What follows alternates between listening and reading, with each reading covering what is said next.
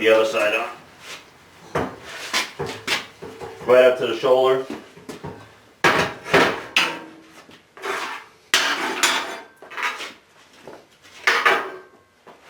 We just want to make sure, alright, this is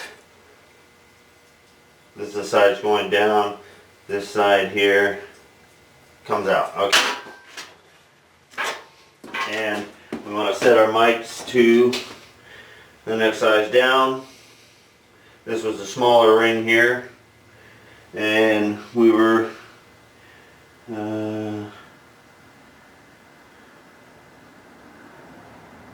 want to be 6580.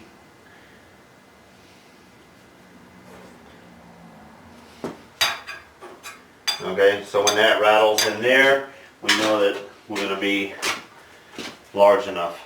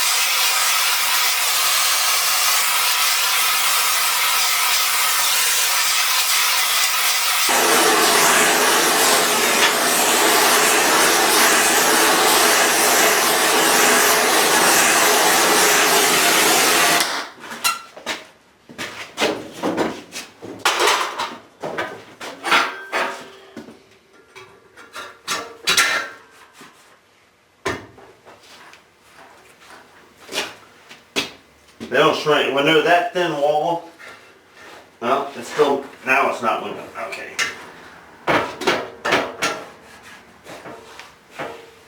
Yeah, I can't get it to move.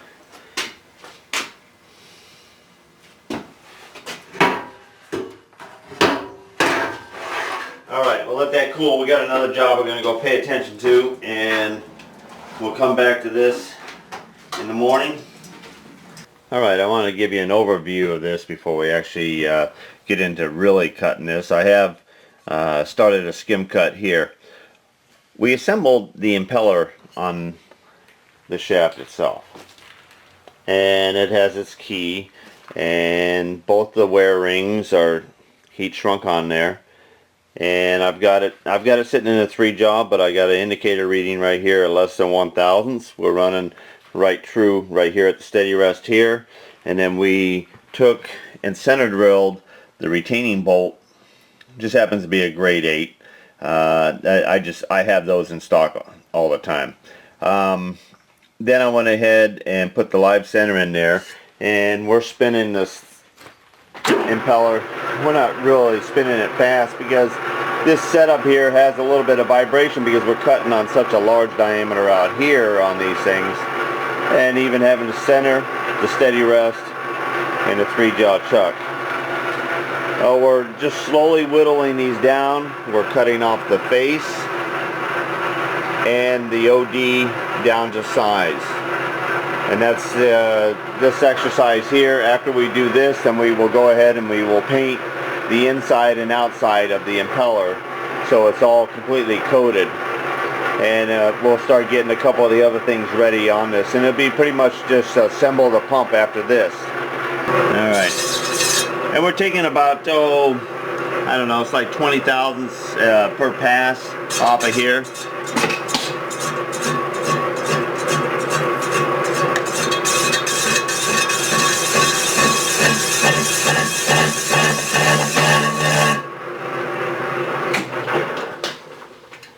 And you can hear the vibration, and I just need to set this up a little stouter.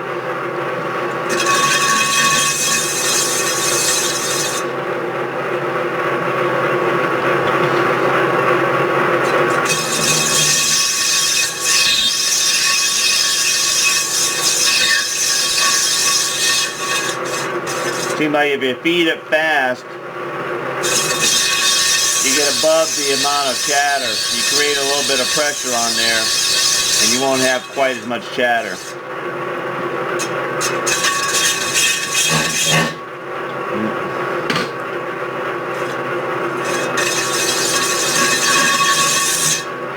I think the end of my insert's getting dull. Alright, we brought the steady rest in a little bit. We tightened up a few other things there.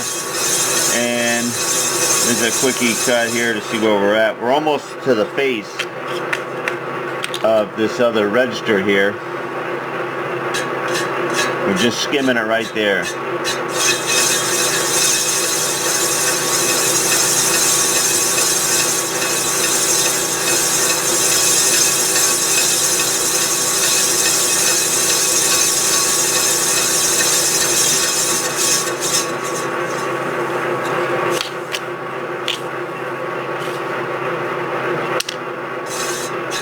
Alright, we're going to take like 5 or so. We want this face to be 100% cleaned up here.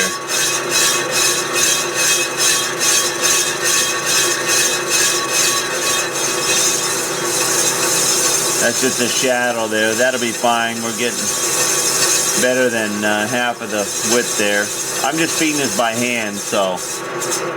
Okay, now we're going to go for a diameter there. Alright, we're going to change it so we get enough travel here. We're real tight in here between our steady rest and the impeller here.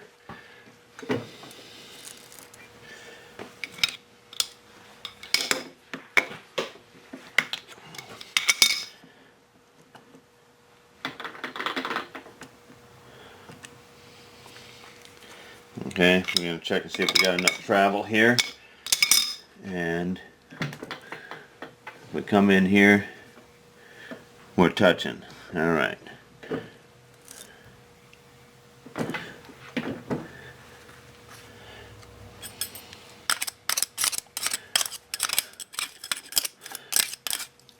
We're pretty tight. We're going to have to move the tailstock back just a little bit.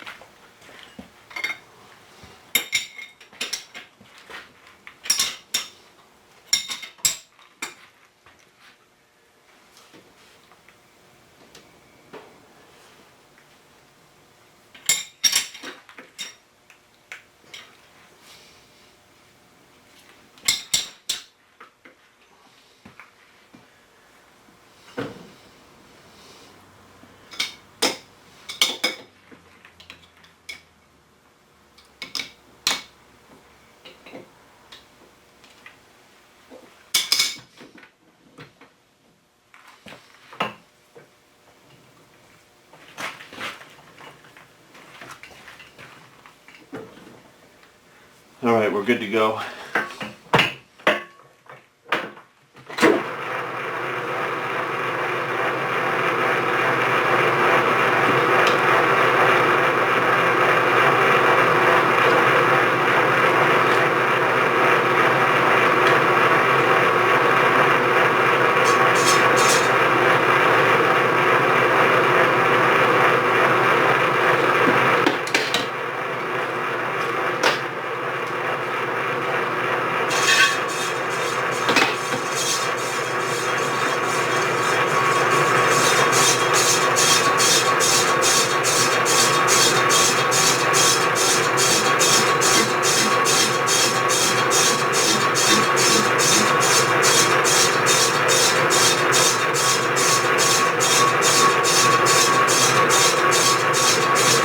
Getting just a little bit of a chatter.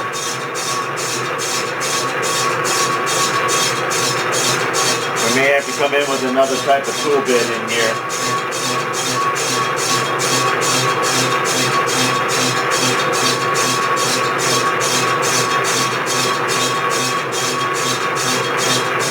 Or a different feed rate.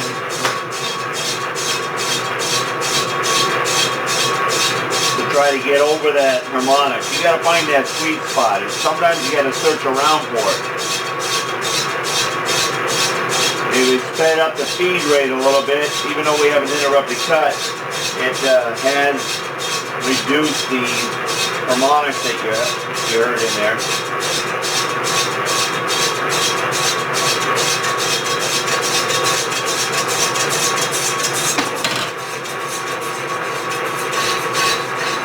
Okay, there's the end of our cut. We set our paddle here. Alright, we don't have much to take off because we've made these real close on the outside. In fact, we got to take a dimension here before I get into this too much. I don't want to remove too much material. We're just going to match the old wear rings. We're not going to really get down and measure the housing and everything else. We know the other impeller fit the housing with a little bit of clearance. And so we're going to just do a comparison. Alright, we're on the second cut here. We still are picking up a little bit of harmonics here.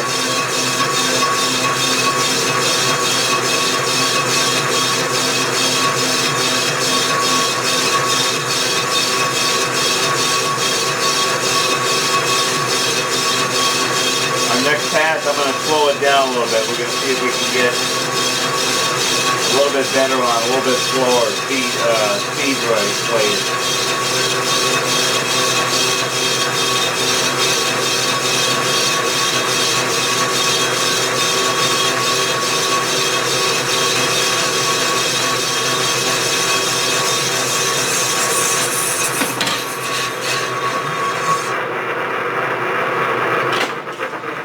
Okay, let's see what we got here.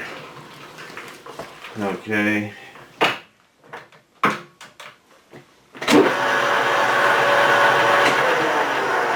Let's check our dimension there. We only had like 20-30 thousandths to take off of this thing anyway.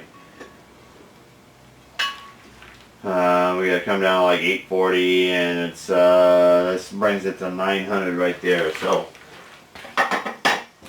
about 30 aside, but we're gonna take another.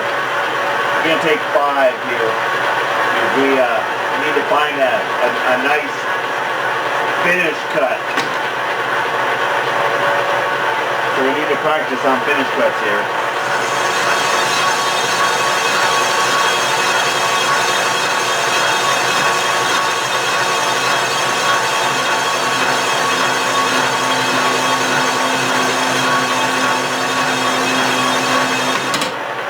Okay, that's not slow enough.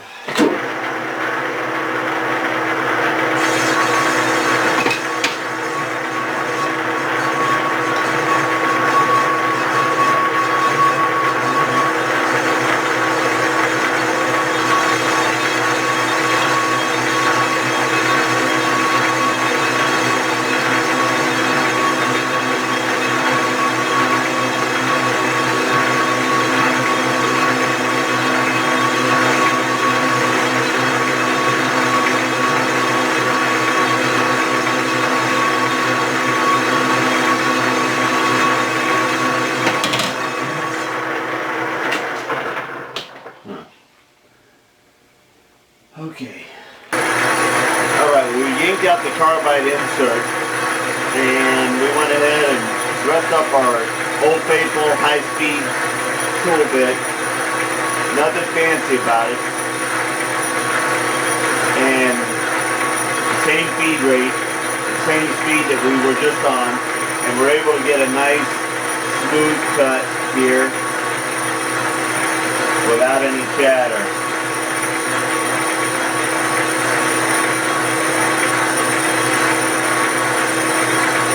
Bring it around so you can see the cut as we start the next one here.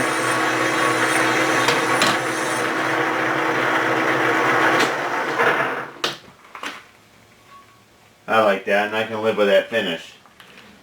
Alright, I got you kind of looking right down on the tool bit here, and we're going to fire it off, and we're going to touch off on there, and you can see how the harmonics were creating a herringbone pattern right there. That's what I call that. And then where we stopped that, and we just lightly touched with our high-speed bit, and we came across the rest of this, and nice and smooth. We'd be happy to get that surface finish right there for a finish on the wear ring. It's all clearance. It doesn't touch anything. All right. So we bring it on over. And it is touching, so we're just going to go ahead and we're going to take 5.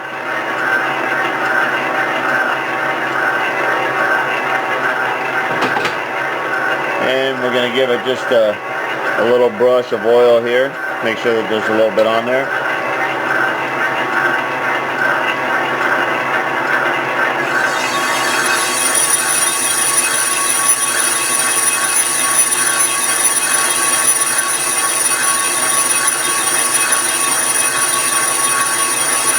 It's a stringy chip, but it's not bothering anything, and it's coming right off the front of the lathe. And we'll be able to just take our brush and keep it coming out of the way here. You can see it's getting rid of that herringbone finish and creating a pretty nice finish.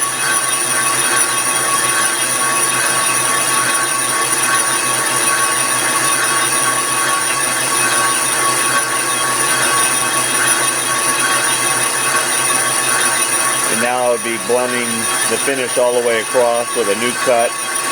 And we can check the diameter after this. We should be getting pretty close to it.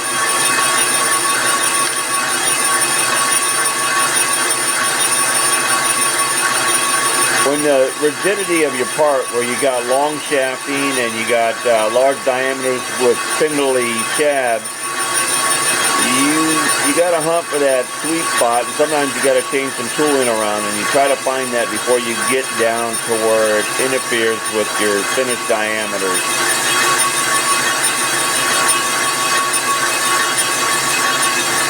And sometimes you have to go back to high-speed tool bits to relieve that tool pressure. That's one thing, that a hand-ground tool bit is always less tool pressure than some of the newer inserts because of negative design of them.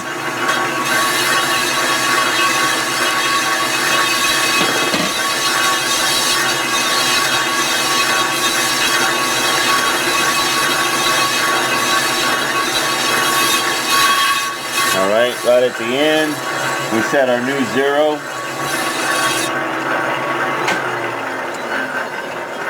Alright, we'll get rid of the wad of chips here. Chips only cut you if you grab them and pull, and they're not moving, they're stuck to something.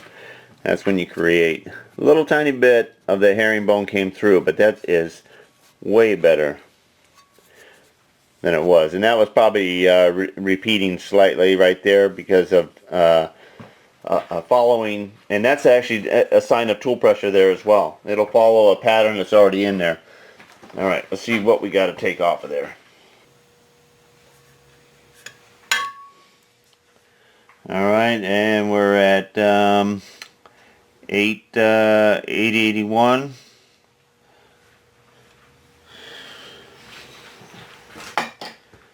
Alright, we're going to take same depth of cut, and we're going to take another pass there.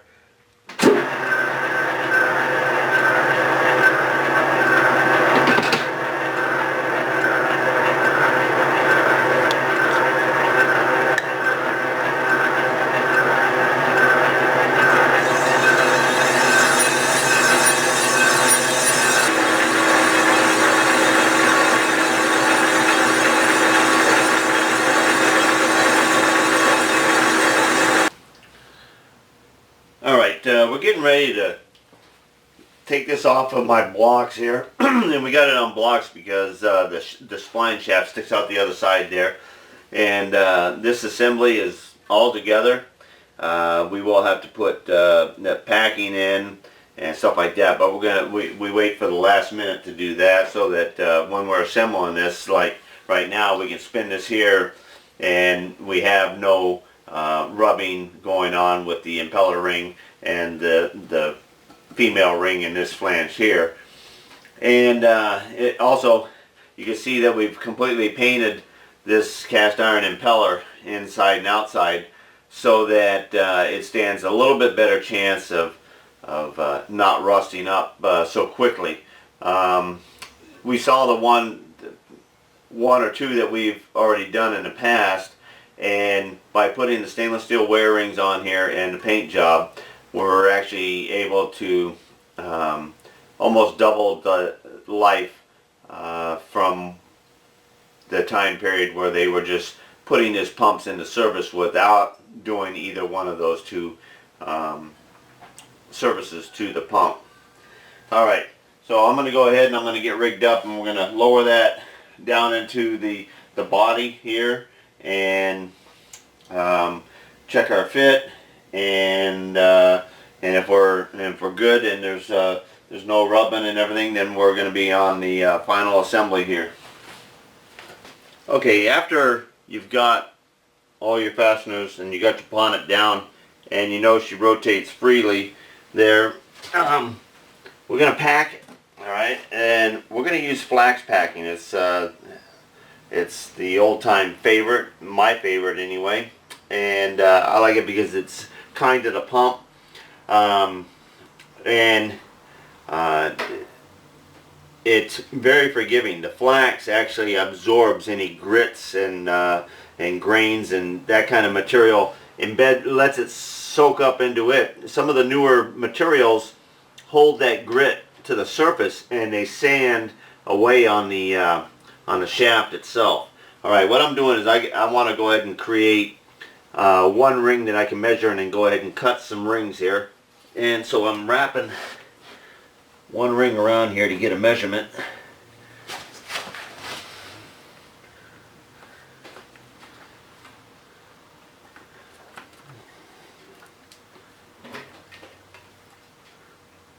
Alright, and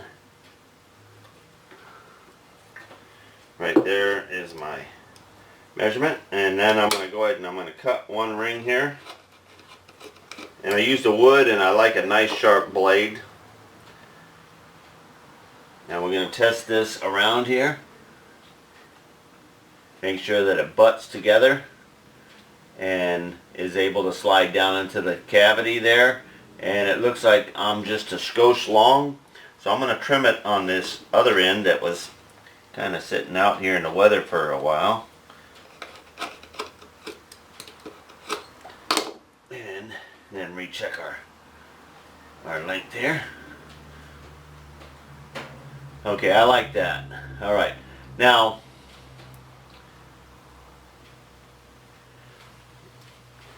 I like to lightly take, and I mean real lightly, I'm not, because you're not supposed to actually, they say do not pound on packing. The reason why they tell you that is because they don't want you to beat the shit out of it.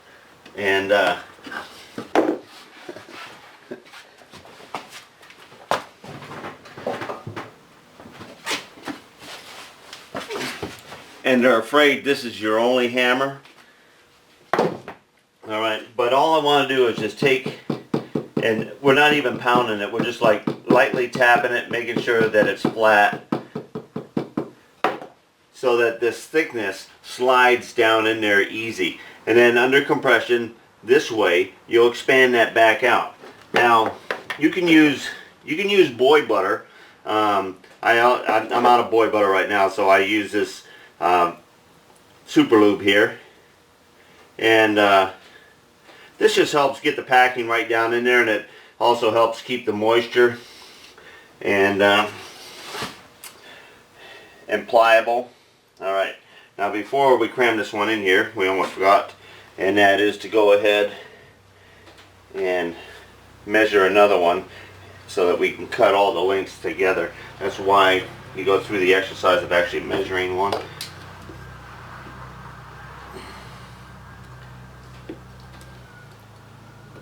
There we go. Alright, I got you moved around so that you can see in through this side. This is not a very good pump to really show a good packing scenario here, or a demonstration on packing, but I'm going to do my best here. And with our ring, we're going to go ahead, we're going to slip it around, we butt the ends together, and then push it down in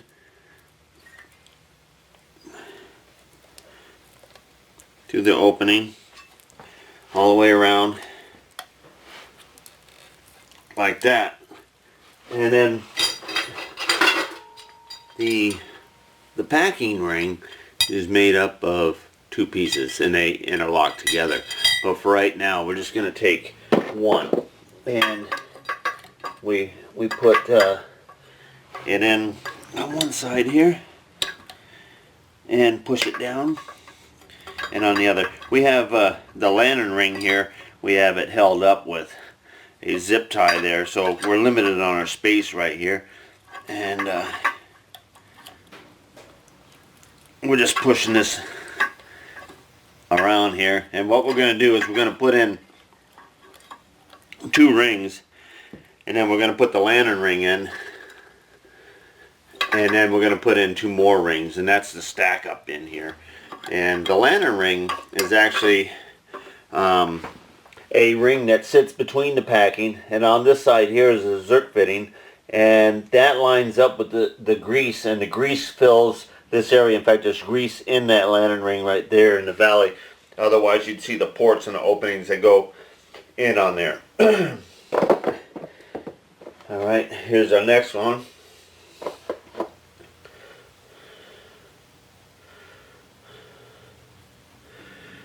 Now, I put the split line on this side. This next piece, I'm going to put the split line of the packing on 180 from there. I'm going to put it on this side. And that's the proper way to install packing, so that the split lines are guaranteed not to be lined up with each other, but also they lay flat to each other. You never want to cut or spiral packing all the way around and wind it, because it will leave you a place for a leak, because the packing don't lay next to each other really flat all the way from end to end. Alright, now we go ahead, press in this piece.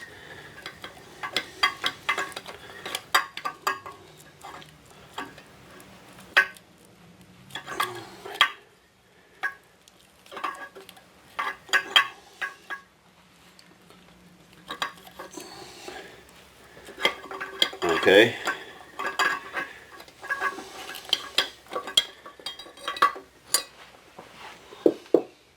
Now, after I wipe off my hands here with a rag,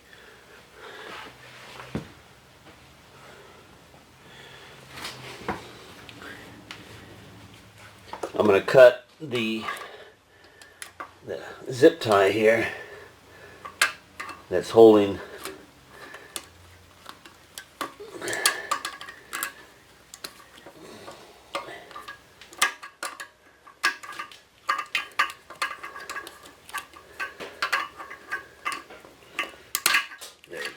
Okay, now the lantern ring can slip down in there. That's fresh paint in that bore, so it's going to be a little tight. Came out of there.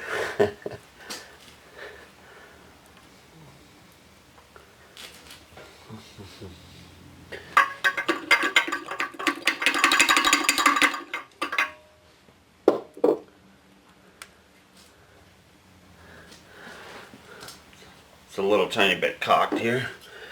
I'll try to maneuver that around. We'll find our screwdriver.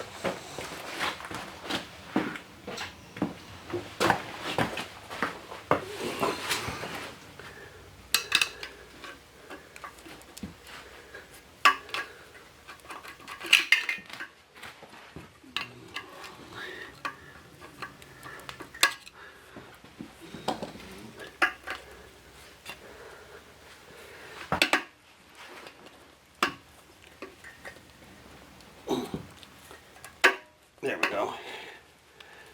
It is tight in there. You know, I mean, it's tight to the OD so it doesn't drag on the shaft.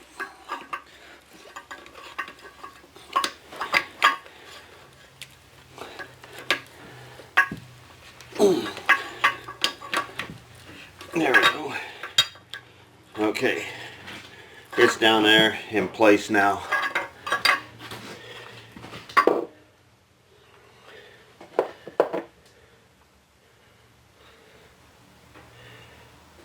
Now after the lantern ring, you can put the next one in any way you want, but I go ahead and I just keep staggering them in the same direction that I originally planned to stagger.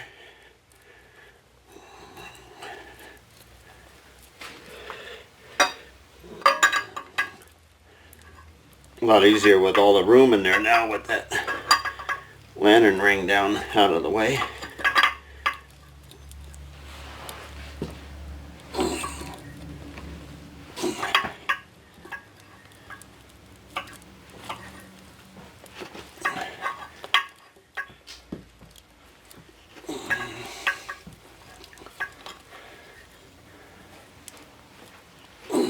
Okay, and we put in our fourth ring, and I think this is the last ring here.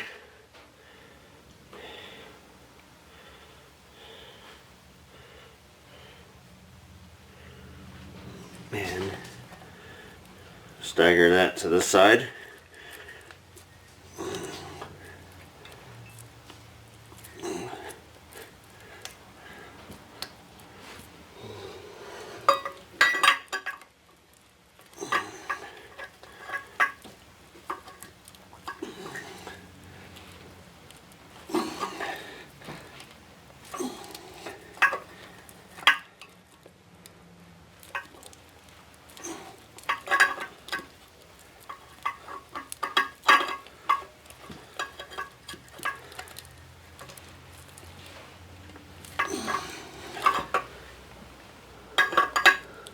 Okay, now before we put these two pieces together, I'm just gonna wipe wipe most of this area clean, just so it looks, that flax and the and that little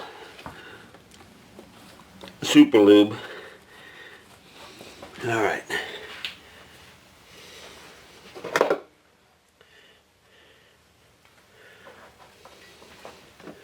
Now these two pieces here, they interlock with each other like that. Alright. Now, two bolts go upright. Here and right there. And this rotates around like that. And two 1/2-inch nuts go on it here.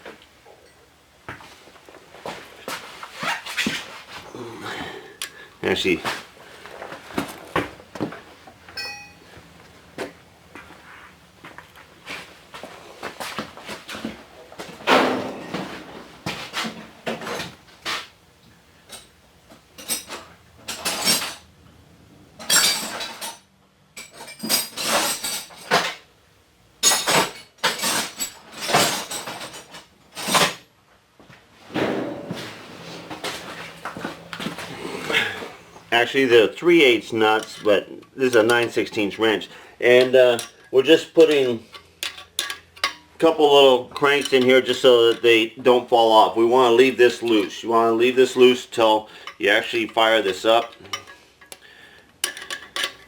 and you got some water weeping down through there. Alright, we just don't want it to rattle or fall off of there. And that finishes up the pump.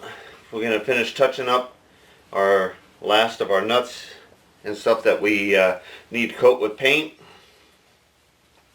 And this pump is done.